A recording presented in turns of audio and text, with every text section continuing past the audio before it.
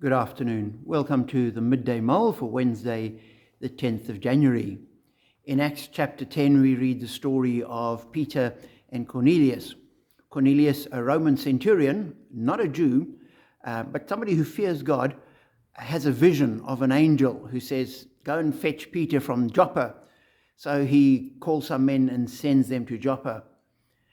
In the meanwhile, Peter goes up onto the roof to pray, and while he's praying, he sees a vision of a sheet coming down with a whole lot of animals on, and a voice says, "Get up, kill and eat." And Peter, despite being as hungry as anything, says, "Oh, no, Lord, I won't do that." And the voice says, "Don't call anything unclean that God has declared clean." And then in verse 17, we're told, while Peter was wondering about the meaning of the vision, the men sent by Cornelius found where Simon's house was and stopped at the gate.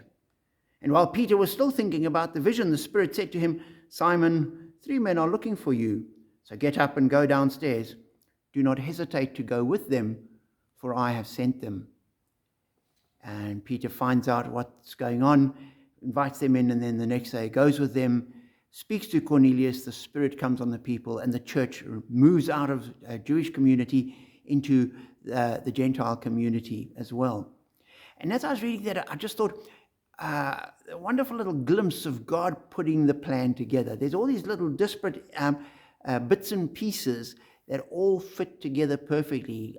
Peter's at the right place, and then Cornelius has been involved and has a vision. The people get to Peter's house, to Simon's house where Peter's staying, at just the right time, as Peter has this vision. Peter, because he's had that vision, has no fear of going with them, and get to the house, and Cornelius has brought all his friends together. And I just thought, God doesn't do things in half measure, and he never leaves things out. And all his plans are perfect. And this is just a little glimpse of that all fitting together. Various elements, various people, God in control. And it just made me think that we can trust with God, trust in God. As we go through our lives, as we do things, and if we're praying and waiting on him and open to him, with God in control, it's all going to work out. We might not think so. Like Peter, we might be sitting there thinking, "What's going on, Lord? What does this mean? Why is this happening? Why am I going through this? Why is that going on?"